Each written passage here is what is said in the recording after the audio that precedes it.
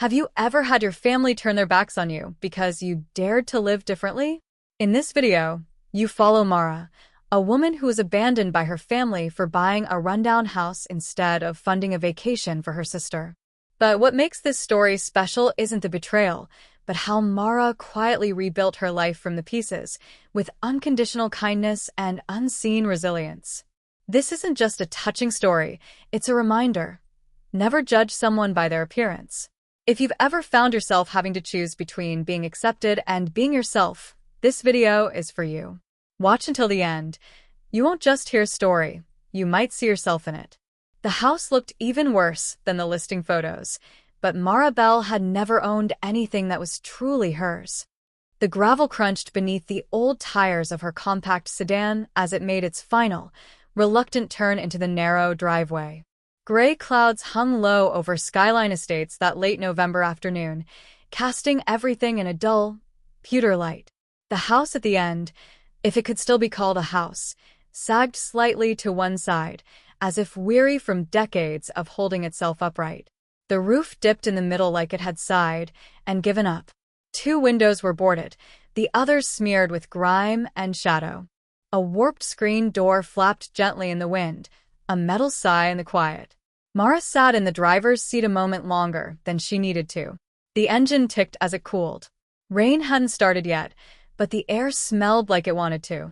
She stared straight ahead, hands resting loosely on the steering wheel. No welcome mat, no porch light, no warmth waiting behind that chipped paint and weather-stained siding. But it was hers. For the first time in her life, it was hers. She popped the trunk and stepped out into the chill, boots crunching on wet gravel.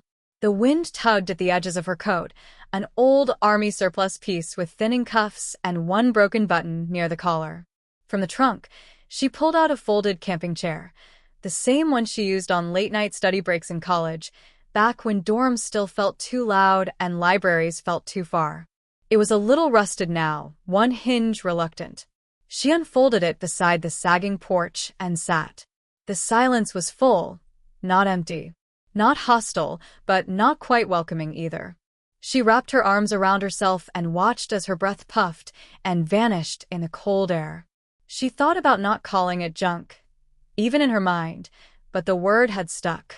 Lacey had used it first, laughing through a glass of wine. A hoarder shack, she'd said, loud enough for everyone at the dinner table to hear. Mara had been quiet that night. She'd brought her homemade cornbread, a contribution to the family potluck, and placed it carefully beside the store-bought pies and catered stuffing. Her mother hadn't touched it. Her father had barely looked at her. And Lacey? Lacey had smiled wide and asked when the transfer was coming.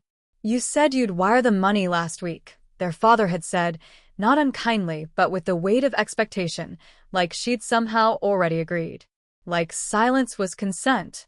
"I didn't send it," Mara had replied gently. "I bought something." The silence that followed wasn't the kind that could be mistaken for confusion. It was sharper, calculated. Lacey froze, wine glass halfway to her lips. Her mother blinked once. Her father's jaw tightened ever so slightly. "You spent your savings," he'd said slowly. "On yourself?" "It's a fixer-upper," Mara had said. "But it's mine." The rest unraveled like a seam too tight. Her mother's mouth thinned. The wine glass clicked against the table. Lacey had laughed, softly, the way someone might laugh at a child declaring they'd made dinner out of mud pies. "You bought a dump instead of helping your sister recover?" she'd said, voice syrupy and smooth. "That's actually so on-brand for you." Mara hadn't raised her voice. She hadn't cried. She just folded her napkin and placed it gently on her plate. She hadn't even finished her cornbread. The next morning, her name was missing from the family group chat. When she texted her mother about Thanksgiving plans, the response was short and chilling. "Do not come, Mom." Now, on the gravel of her own property, Mara breathed in deeply. The air carried the scent of damp pine needles and something older. Rotted wood, maybe. Or mildew. Or simply time. She stood, stretched her back, and stepped onto the porch, avoiding the warped middle plank. The front door stuck. She leaned her shoulder into it until it gave way with a groan. Inside, the air was still and cold. Dust swirled in the muted light from a cracked side window. The floor creaked underfoot. In one corner sat a box of tools donated by a friend of Aunt Rosie's: mismatched screwdrivers, duct tape, an unopened box cutter.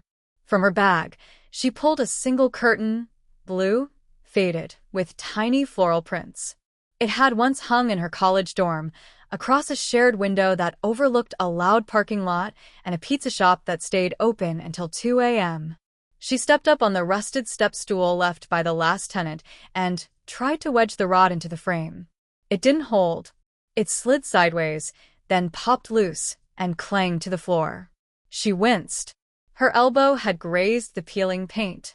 She sat down, back against the wall, exhaling as the pain ebbed into a dull ache.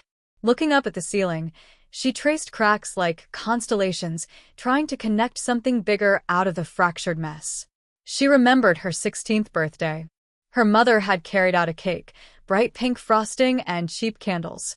Lacey had helped decorate. The banner had read, "Happy Birthday, Mara," but missing the second R. She had always been Mara with 2 R's. Always corrected teachers, always reminded relatives. But they still forgot. Or maybe they just didn't care enough to get it right. That same year, Lacey had gotten a used convertible, white leather seats, sunroof. Her father had beamed like she'd cured something. "You deserve this, honey," he'd said. "You've worked so hard." Lacey had a C average. Mara had straight A's and, maybe next year, when she asked about driving school.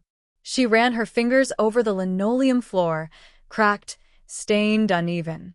But it was her floor, her cracks, her rules. And for the first time in a long while, that didn't feel like a punishment.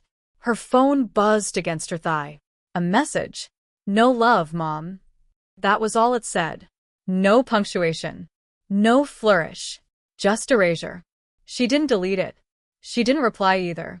She turned the screen face down and tucked it into her coat pocket like an old postcard she didn't have the heart to throw away.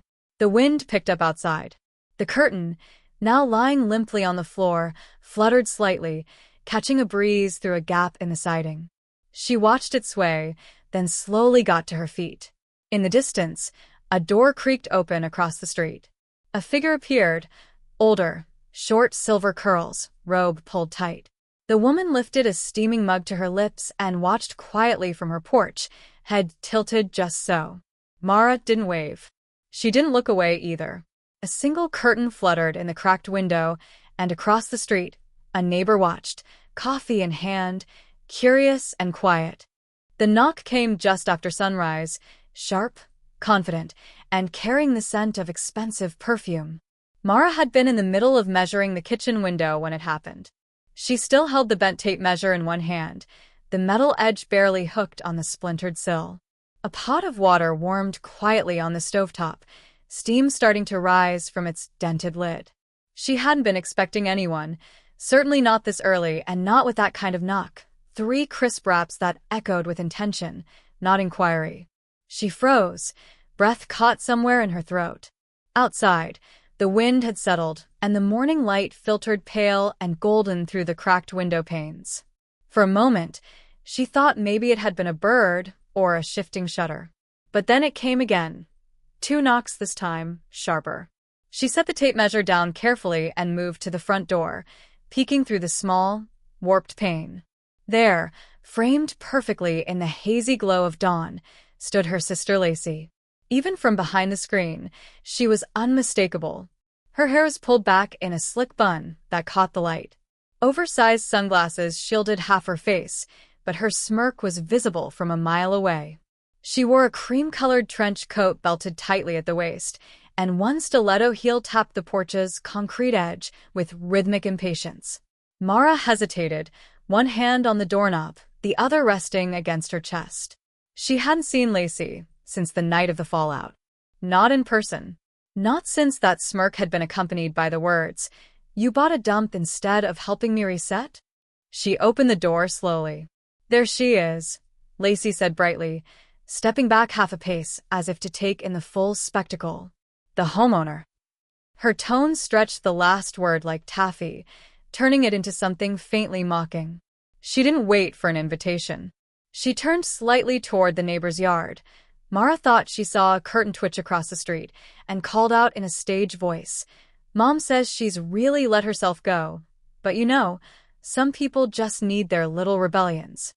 Then, just like that, she turned back and walked past Mara into the house. The scent of her perfume clung to the air, something floral and expensive. Mara didn't move to stop her, didn't speak right away. She simply watched as Lacey's heels clicked against the uneven floorboards, wobbling once on a spot where the wood had warped from water damage. Lacey surveyed the room like she was cataloging it for a charity auction. "This place," she said, "has character. I'll give you that." Mara closed the door behind her. "Why are you here, Lacey?" Lacey turned around, flashing a smile that didn't quite reach her eyes. "Relax. I just came to check in. You kind of dropped off the grid." "I mean, after you told Mom I'd gone full swamp witch?"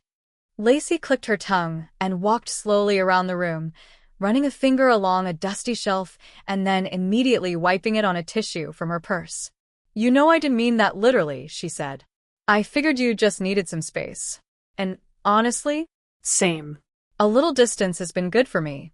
She set her purse on the only intact chair and pulled out her phone. Mara noticed, too late, the telltale ring light tucked under Lacey's arm. Before she could speak, Lacey had propped it up near the window and begun fussing with angles. Mara's stomach dropped. "Seriously?" Lacey glanced over her shoulder. "Don't be weird. This is a really important project I'm working on. Raw authenticity, finding peace in imperfect places, that whole aesthetic. It's all the rage right now." She placed her phone in the tripod, adjusted the angle, and then hit record. The ring light flared to life, casting a sterile glow over the chipped counter and faded linoleum. "Say hi to my angels," she cooed into the camera. "Today we're doing something super meaningful. I'm here visiting my sister, who's been going through a real transformation. This place." She panned the camera across the cracked walls. "It's a bit of a fixer, but we love a comeback story, don't we?" Mara stood still, her hand tightening around the doorframe. Her breath caught, not from fear, but from a rising heat that had nowhere to go. "This fridge," Lacey continued, giving it a casual kick, "hasn't worked since Y2K. And don't get me started on the smell. Honestly, it's giving generational trauma." The comment section chimed to life. Mara could hear the pings. Lacey grinned at the screen. "Oh my gosh," she read aloud. "Someone just asked if this was a shelter." "No, sweetie. This is my sister's house." "I know. Tragic, right?" That was when Mara moved. Calm, deliberate. She stepped forward and reached for the tripod, yanking the phone from its grip. The suction pop of the phone detaching was louder than expected. Lacey gasped. "Hey, what are you doing?" she shrieked, reaching out. Mara didn't flinch. She looked her sister in the eye and spoke evenly. "You want content? Here it is. Get out before I give them the story they actually deserve." Lacey stared at her, blinking. Then, slowly, her expression changed. The smirk melted into something softer, more performative. "I was just trying to help," she said, voice trembling. "I thought maybe people would donate or something. It was for you." Mara handed the phone back, like it was something dead. "You mocked me in my own home. You made me a joke. I didn't mean." "Don't," Mara said, turning away. "Just don't." Lacey gathered her things in a flurry of movement. Makeup bag, purse, a thermos she hadn't touched. As she passed the door, she turned her head slightly and said loud enough for anyone to hear, "This is what I get for trying to be a good sister." And then she was gone. The door slammed behind her, the echo chasing itself around the room. The ring light still hummed faintly. Mara leaned back against the wall, letting her head rest for a moment.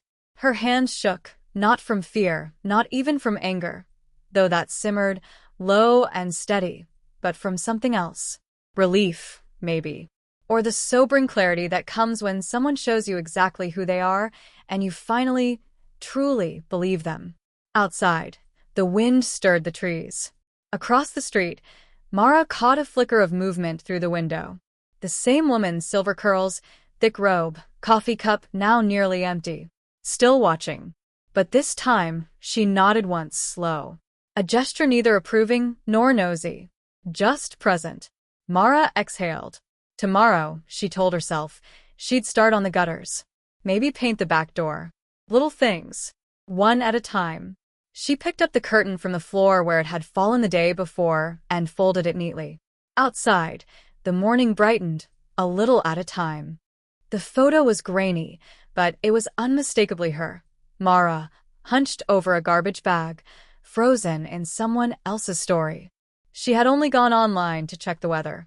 Just a glance at the forecast to see if the cold front would bring snow, or merely more of the stubborn wind that kept sneaking through her bedroom window. But there, buried in a flurry of tagged notifications and unread messages, was the first ping that told her something wasn't right. At first, she didn't recognize the account. It wasn't Lacey's name. It wasn't even branded like her usual online presence. Instead, it was a campaign, one of those fundraiser sites, sleek and sanitized. The banner image loaded slowly on Mara's cracked phone screen. And then it hit. It was her. Not a photo she had taken. Not even one she had posed for. A side profile of her, hunched, dragging a black trash bag across the porch, hair tied back, face half turned, an image that looked like loss. Like desperation. The caption read, "My baby sister has been through so much. Help me give her the life she deserves." The title, Help Mara Rebuild. Mara's fingers hovered above the screen. Her breath came shallow. She clicked deeper. Another photo. Her on the second-hand couch, wrapped in Aunt Rosie's old quilt, looking exhausted, unaware the moment had been captured. That one had been taken through the living room window.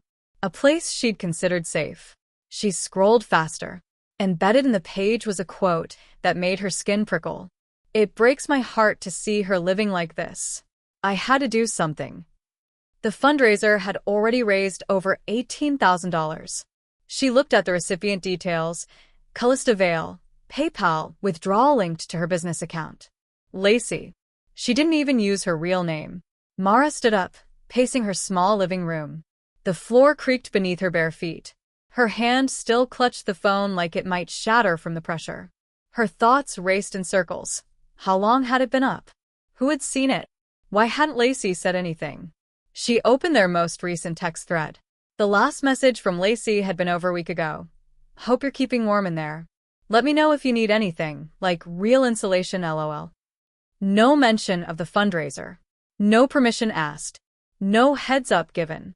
Mara tried reporting the campaign. Clicked through every option. Fraudulent use, misleading, unauthorized images. But the platform replied with an auto message. "This campaign does not appear to violate our community guidelines." Of course it didn't. It was perfectly curated. Just enough emotion. Just vague enough. It didn't lie outright. It just let people assume. She sank onto the couch, head in her hands. The sting wasn't just the public exposure. It was the theft of her story. Her struggle, packaged into a narrative that wasn't hers to tell. The pot on the stove hissed suddenly, spilling a little steam. She ignored it. The silence rang. A soft knock at the front door made her flinch. She pulled herself up slowly, cautious now with every step, as though the world outside might bring another blow. It wasn't Lacey. It was the neighbor, silver-haired, warm-eyed, wrapped in a maroon coat. A worn ceramic dish was cradled in her hands. "Hope I'm not interrupting," she said, voice gentle. "I baked too many cinnamon rolls. Thought you might like some." Mara blinked. "Thank you. That's kind of you." The woman smiled, not prying. "Name's Ethel. I'm just across the street. You've probably seen me fussing with the bird feeders." Mara nodded slowly, letting the moment settle. She didn't explain the tears she hadn't quite wiped away. Ethel didn't ask. As she passed the dish into Mara's hands, she paused. "I saw your sister the other day," she said quietly. "With that camera of hers. I didn't know what she was doing, but it didn't sit right." Mara didn't speak. The warmth of the dish grounded her. "My niece is a paralegal," Ethel added. "Good one." She's dealt with things like this before. If you want, I could ask her to give you a call. Mara hesitated. Then, for the first time in hours, she nodded. Thank you, she said again and meant it. That evening, long after the sun dipped behind the pines and the wind began to cry against the siding again, Mara sat at her kitchen table, the cinnamon rolls untouched. Her phone buzzed. Unknown number. Hey. Name's Elsie. Your neighbor Ethel said you might need a hand. I saw the GoFundMe. That you? Mara stared at the message. Her thumb hovered. She typed one word. Yes. Elsie replied almost instantly. Cool. First step, start with screen recordings. Capture timestamps. Don't confront her publicly yet. Trust me. Mara exhaled. It wasn't much, but it was a plan. She turned her phone on Do Not Disturb and began to work, clip by clip, screenshot by screenshot, organizing everything into folders. She labeled them clearly. Porch photo. Live stream excerpt. Caption fraud. Her hands were steady. Her heart wasn't racing. Not anymore. She was building something. Not revenge. Not exposure. Evidence. Later that night, as she closed the last folder, her phone buzzed again. This time it was from Lacey's account. A new story, paired with piano music and a selfie in soft lighting. Some people just want to stay mad. I'm doing what I can. Haters gonna hate. Mara stared at the screen until the words blurred. Then, without a word, she switched off the phone. Outside, wind tugged gently at the curtains, and from across the street, a small porch light flicked on in quiet solidarity. Mara didn't want revenge. She wanted clarity. But sometimes they come as a package deal. The ballroom at the Grand Marriott buzzed like a beehive, lit in golden layers from chandeliers that looked like they'd been imported from Vienna. Everywhere Mara looked, there were people smiling too wide, dresses cut too tight, heels clicking like they had somewhere more important to be. Name tags glittered beside dangling earrings. Voices rose in bursts of laughter just a little too rehearsed.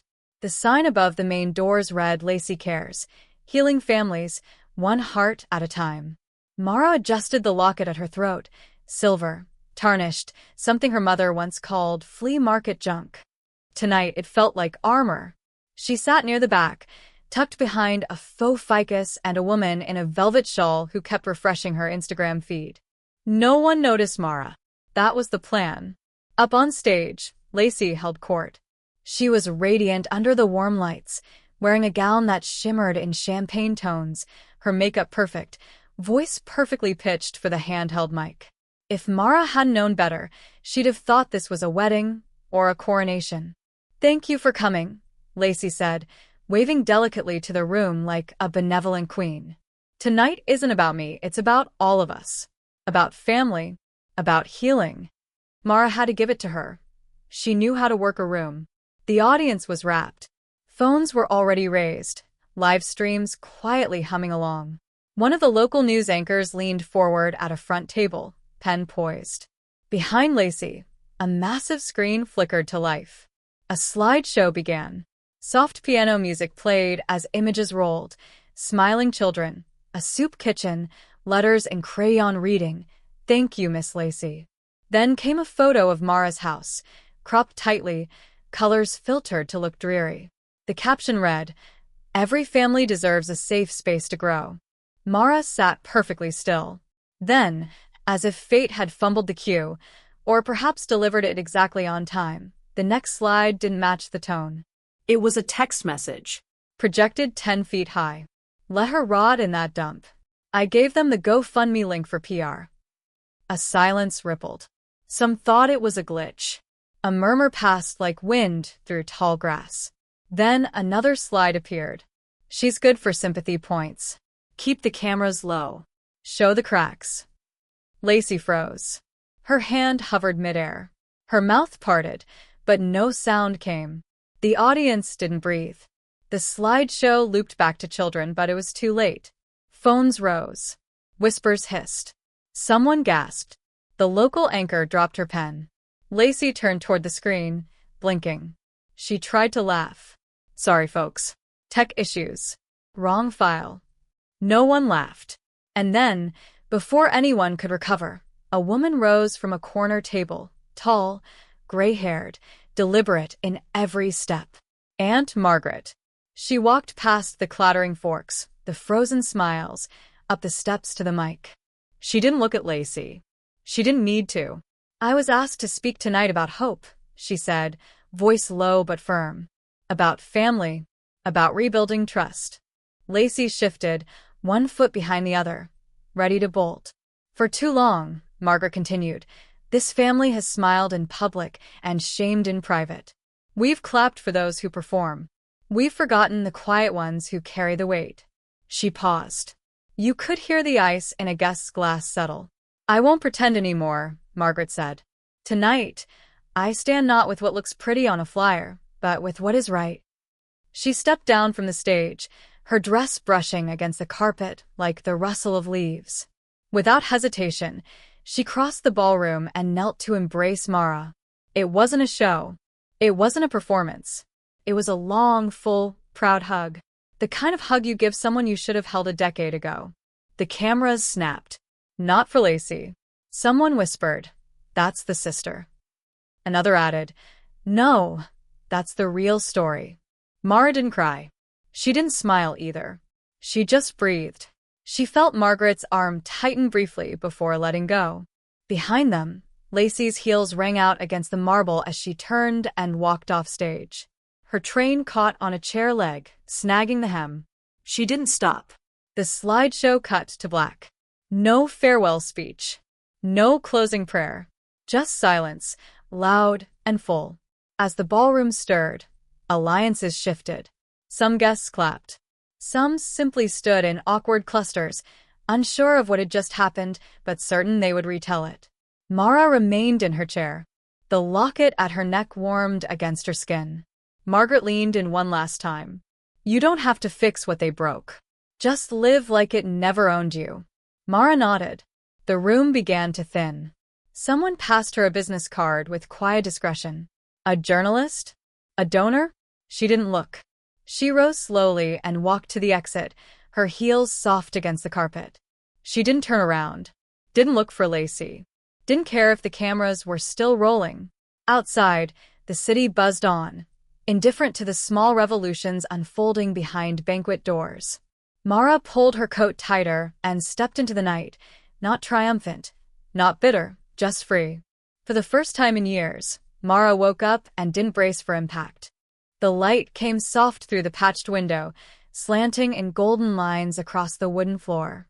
Outside, a bird trilled once, then fell silent again, as if testing whether the world was awake. Mara blinked, adjusting slowly to the quiet, to the absence of tension in her body. Her limbs didn't ache from holding in breath. Her chest didn't tighten at the thought of her phone screen. She stayed like that for a long moment, still beneath her blanket, letting the hum of stillness wrap around her. In the distance, a car door shut softly, and somewhere farther down the street, a dog barked once and gave up. The town was waking up. But this morning, Mara didn't feel the need to catch up to it. She eventually swung her legs over the edge of the couch and stood, barefoot on the cool wood. The floor no longer creaked in protest.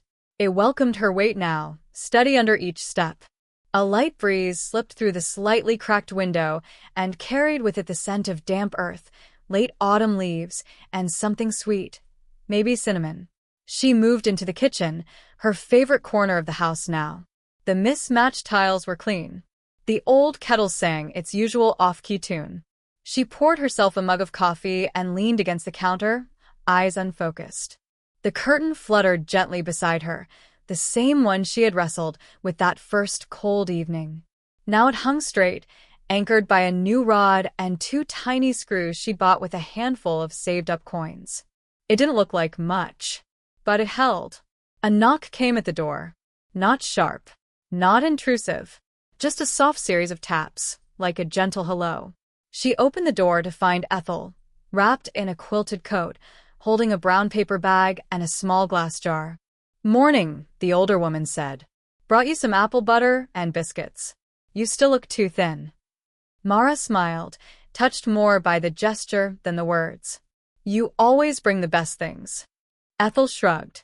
"Well, Someone's got to keep you from living on instant coffee and granola bars. They sat on the small porch together, sipping and nibbling. The sun peaked just above the rooftops, and the streets slowly filled with movement. A child sped by on a scooter. A man across the way struggled with a stubborn rake and laughed when it caught his sleeve. Mara watched it all quietly, letting it seep in. This, she thought, is peace. Ethel glanced sideways at her. You sleep okay? I did, Mara said. I really did. They sat in silence for a while, the kind that didn't ask to be filled. When Ethel stood to leave, she reached into her pocket and pulled out a small ceramic cup, light blue, rimmed with fine cracks. This was my husband's, she said. He always drank from it when he needed to think. I think maybe you're that kind of person too. Mara took it with care, both hands wrapped around its weight. Thank you. After Ethel left, Mara brought the cup inside and placed it on the shelf above the stove. Beside it, she arranged a few pebbles from the backyard, a pine cone, and the one faded birthday card Aunt Rosie had sent 2 years ago. Keep going. Your quiet is stronger than their noise. The kettle had long cooled by the time her phone buzzed on the counter. She glanced at it without thinking. Just a reflex. But the name on the screen stopped her breath for a second. Lacey. It wasn't a call, just a text. Hey. Things have been rough. Any chance we could crash with you for a bit? Just until we figure things out. There was no apology. No explanation. Just that casual assumption that Mara's door was still open. That after everything, she'd still have space to shelter someone who hadn't asked before taking. Mara set the phone down gently beside the apple butter jar. She didn't respond. Not right away. Instead, she wandered back to the front porch and sat, hands wrapped around her now cool mug. Across the street, the chalk drawings on the sidewalk had multiplied. Overnight, some neighborhood kids had added new ones. She hadn't even heard them. A crooked yellow sun beamed beside the words, "You matter." Another one read, "Stronger than you know." Mara smiled. Not the careful, polite smile she wore at family dinners, but the real one, unpracticed, unguarded. She walked back inside and pulled a piece of notepaper from the drawer. The back of an old envelope. She wrote in small, careful print, "There's no space for lies here anymore. I wish you peace." She picked up her phone, copied the sentence word for word, and sent it to Lacey. No more. No less. She turned the phone face down. On the hallway wall above the coat rack hung a wooden frame, small, handmade, slightly crooked. Inside it was a photo Mara hadn't looked at in years. She had unearthed it during the cleanup last week. It was from a school play, maybe 3rd grade. Mara stood on stage, wearing a paper crown and a glittery robe made of old drapes. The picture was blurry, the colors faded. But in the background, just behind the heads of the seated parents, was Aunt Margaret, clapping like her hands might fall off. Someone had added a line below the photo in neat ink. "You always had the light." Mara touched the glass lightly, her finger resting just above her younger self's shoulder. She didn't cry. Not this time.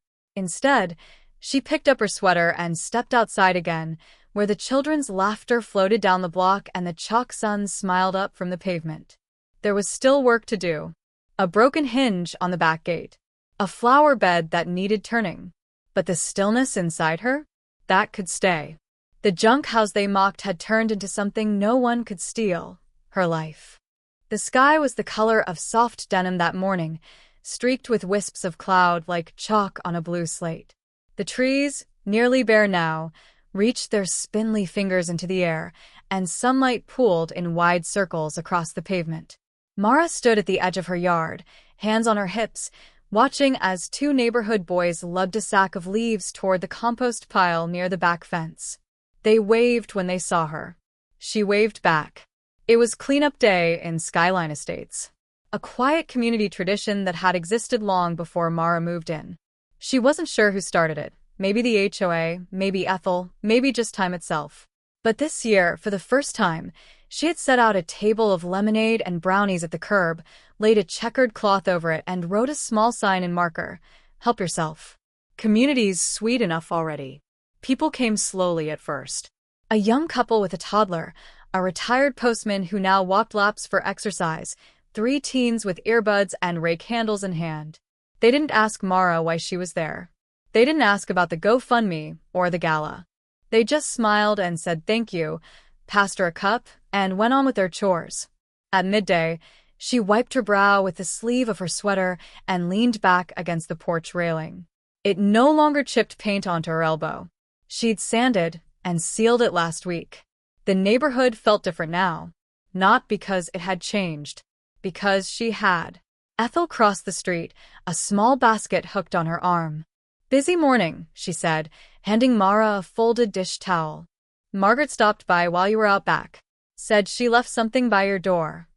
Mara stepped inside to find a narrow envelope propped against the frame of the hallway mirror. Inside was a note and a photo. The photo was old, faded but preserved. It showed young Mara at maybe age 8, standing in front of a classroom chalkboard, holding a certificate. Her socks were mismatched. Her hair was frizzy. Her smile crooked but proud. Behind her, clapping like she'd just won a Nobel, was Aunt Margaret. Below the photo, written in Margaret's steady, looping handwriting, "You always had the light. You just needed space to shine." Mara held the frame against her chest for a moment, then walked back to the hallway.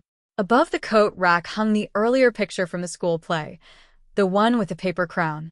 She took it down carefully and replaced it with this new one. Beside it, she taped a small yellow sticky note with 4 words, "This is exactly me." Outside, the children had returned to the sidewalk, chalk in hand. They drew crooked suns and flowers with more petal than symmetry. They added words, too. One in pink, "Welcome home." Another, traced in shaky green, "You belong here." Mara stepped out and handed one of them a brownie. They grinned, chocolate already smudged across their cheeks. She looked around, the folding chairs, the garden tools leaning together like old friends, the tangle of hose that no one had bothered to fix, the scent of earth and lemon sugar in the air. Nothing in this picture was polished, but it was real, and it was hers. She heard the ping of her phone from the porch. She didn't rush to check it, but when she finally did, the name blinking on the screen didn't surprise her. Lacey. Again. "Need a place to stay. Just for a few days. Things aren't great right now." No context. No remorse. Just the assumption that the door would still be open. Mara stared at the message for a long time, then tapped the trash icon. She didn't need to reply. Some endings don't need punctuation. She turned off the screen and set the phone in the drawer. Not to hide it, not to avoid it, just to set it down. Later that afternoon, as the sun began to dip behind the rooftops, Ethel stopped by again with a bundle of flowers tied in twine. "For your windowsill," she said. "It looks like it's smiling now." Mara laughed quietly. "So do I." They stood together for a few minutes, watching as the children finished their art. A final message, drawn in orange crayon-like chalk, caught Mara's eye. "Build your own door." She exhaled slowly. The junk house, the broken windows, the moldy corners, none of it mattered anymore. Because this place wasn't her burden. It was her beginning. And no one, not even family, could unmake it. So, what have you learned from Mara's story? Was it about choosing peace over approval? About setting boundaries, even with family? Or maybe it reminded you that kindness doesn't always look like what the world expects. Tell us in the comments, what's one thing you're taking away from this story, and how will you bring it into your own life? We'd love to hear your thoughts, your turning points, or even just a quiet moment you related to. If you like this video, please leave your comment below, and don't forget to like, share, and subscribe to our YouTube channel.